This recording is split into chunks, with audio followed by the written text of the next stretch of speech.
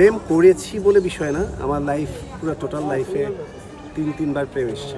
তারা শাহরুখ খানকে নিয়েও বলে, সালমান খানকে নিয়েও বলে, সাকিব খানকে নিয়েও বলে। আমার সাথে তাদের কোনো এরকম প্রেম ঘটিত প্রেম কখনো ছিল না। বাংলাদেশের যে কোরিওগ্রাফারগুলো আছে তাদের মধ্যে আপনি অন্যতম, আপনাকে নিয়ে আলোচনা সমালোচনা দুইটাই দেখা যায়। আপনি এই বিষয়গুলোকে কীভাবে ওভারকাম করেন? আমার ওভারকাম করার কিছু নেই, this is part of life.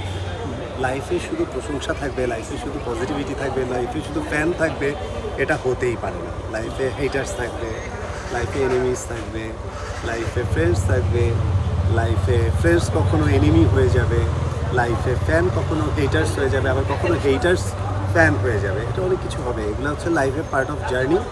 তো আমি আলোচনাকে যেমন খুবই চমৎকারভাবে অ্যাকসেপ্ট করতে জানি, আমি প্রত্যেকটা সমালোচনাকেও আমি খুব চমৎকারভাবে অ্যাকসেপ্ট করতে জানি, দুটোকেই ভালোবাসি। প্রেম করেছি বলে বিষয় না, আমার লাইফ পুরো টোটাল লাইফে তিনবার প্রেম এসছে। একটু স্টোরি না, স্টোরি বলা যাবে, ট্রুথ অর দেয়ারে কোনো স্টোরি থাকে না। একটু শুনতে চাই। না না না দর্শক তো না জানতে না চায় না না, অবশ্যই, শুধু না? Short question. আচ্ছা, ওকে ফাইন।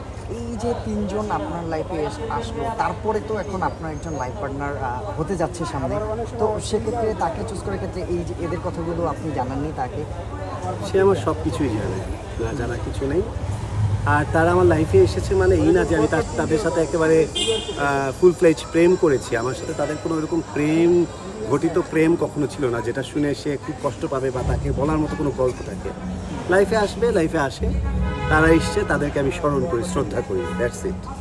সম্ভবত 2017 সালে বলিউডে একটা সিনেমা করার কথা ছিল আপনার, জাকিয়াবাড়ি মামার সঙ্গে, তো পরবর্তী সময়ে কী জন্য সেটা হলো না একটা? এটা হয়নি কারণ মমো এবং আমি যখন আমরা স্ক্রিপ্টটা দেখলাম, গল্পটা দেখলাম, আমাদের কাছে বলিউডের সেই ছবিটা, আমাদের কাছে গল্পটা আমাদের কাছে ভীষণ উইক লেগেছে, পছন্দ হয়নি। মমো গিয়েও ছিল ওখানে, তো সব কিছু মিলিয়ে প্রজেক্টটা এ টু জেড আমরা বেশ কিছু জিনিস চেঞ্জ করতে বলেছিলাম।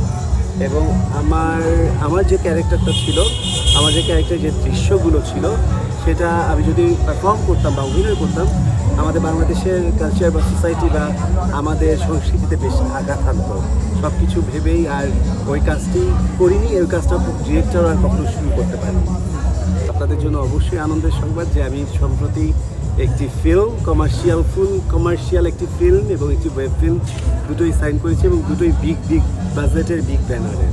খুব শীঘ্রই আপনারা আমাকে সিনেমাতেও দেখবেন, ওয়েব ফিল্মেও দেখবেন। যারা আমার সাথে কথা বলে, মেশে, আমার সামনে আসে, যারা আমার ব্যক্তিত্বটা দেখে, তাদের আর কোনো প্রশ্ন থাকে না, তারা খুব ভালো করেই জানে আরব খান ব্যক্তিটা কে বা কী বিষয়। কিছু মানুষ আসে দূর থেকে, অনেক কিছু জাজ না করে অনেক কথা বলে, তো তারা তাদের মতো বলবেই, তারা সব কিছুতেই বলবে। তারা শাহরুখ খানকে নিয়েও বলে, সালমান খানকে নিয়েও বলে, সাকিব খানকে নিয়েও বলে, বলার কোনো শেষ নেই। সাকিব খানকে কম মেয়েদের মতো মেকআপ করে, মেয়ে এগুলো তো কম বলেনি। তো এগুলা বলবে, বলার সাথে আসলে বাস্তবতার কোনো মিল নেই। বলা তো অনেক কিছুই বলা যায়। মানে বিষয়টা কি এমন, कहने में क्या हर्ज है? মানে বিষয়টা কি এমন যে তোদের চলবে আমার তাতে চলবে? চলবে না, আমি কোনো শত্রু পয়দা করতে চাই না। আমি বলবো যে আপনারা বলতে থাকেন, বলেন, আপনারা বলবেন আমি কে, আমি কি করতে যাচ্ছি, কি বলতে চাচ্ছি, ডেফিনেটলি আমি সেটা জানি, আমার কাছে আমি স্পষ্ট। সুতরাং এর চেয়ে বেশি কাউকে আমার উত্তর দেওয়ার কিছু নেই।